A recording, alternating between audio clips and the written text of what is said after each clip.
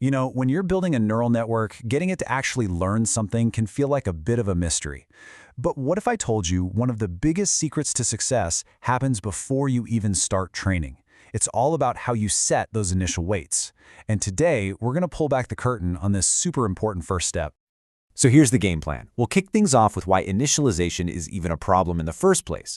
Then we'll look at the first big breakthrough, Xavier initialization. After that, we'll see how the rise of the ReLU activation function totally changed the game, which led us to the modern standard, Kaiming initialization. Finally, we'll put them head-to-head and give you a super simple guide on which one to pick. All right, first things first, why do we even have to think about this? Well, it turns out that if you get your starting point wrong, your fancy neural network might not learn a single thing. It's kind of like trying to start a cross-country road trip with an empty tank of gas. You're just not going to get anywhere. And that brings us to the big question, right? When you're setting up a network, what numbers should you even put in for the weights? Should they all be 0, maybe all 1s, or just some tiny random numbers? It turns out each one of those choices has a massive impact on how your network learns. This leads us to one of the biggest villains in deep learning, vanishing gradients.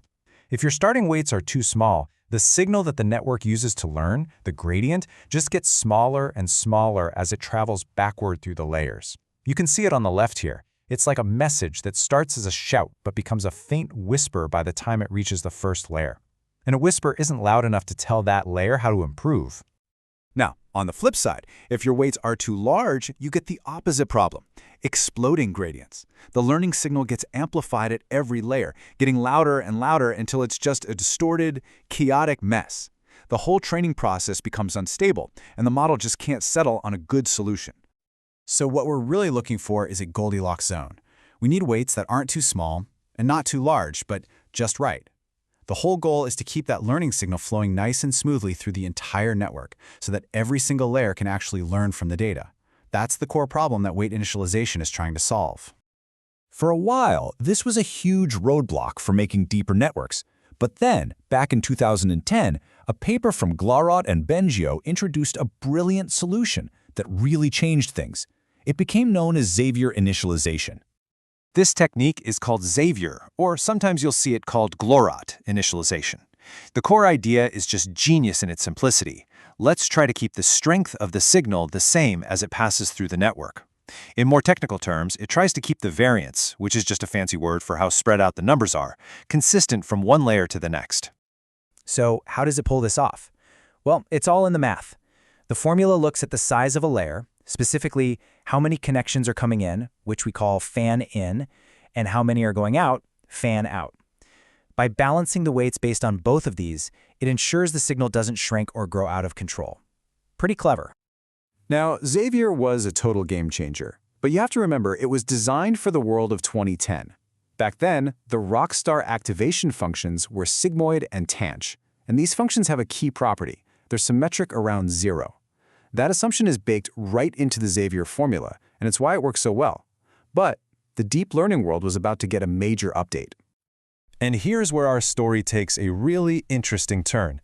A new activation function burst onto the scene, and it was so good that it pretty much took over.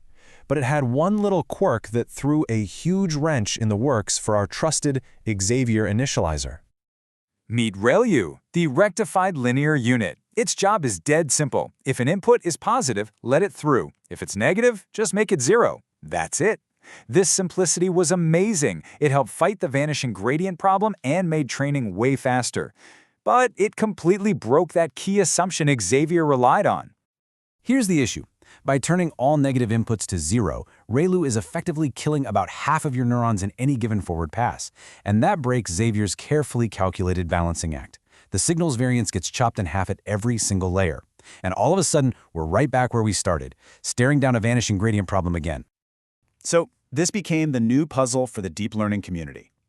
If our new favorite activation function is basically switching off half the network at every step, how on earth do we adjust our starting weights to keep that learning signal flowing strong?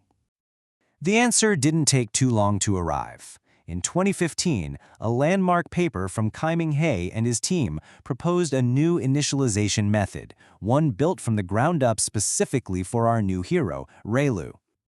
This is Kaiming initialization, often called he initialization. And it is, for all intents and purposes, the modern standard. The goal is exactly the same as Xavier's. Keep that signal variant stable, but the math is tweaked perfectly for the way ReLU works.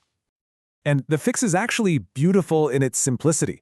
To make up for ReLU killing off half the signal, the Kaiming formula just doubles the variance. And you'll notice it only cares about the fan-in, the input connections. It's basically giving the signal a boost right at the start of the layer to account for the fact that about half of it is about to get zeroed out. Okay, now that we've met the two main players and heard their origin stories, let's put them right next to each other and do a direct, head-to-head comparison. This table really tells the whole story. You can see the evolution right here.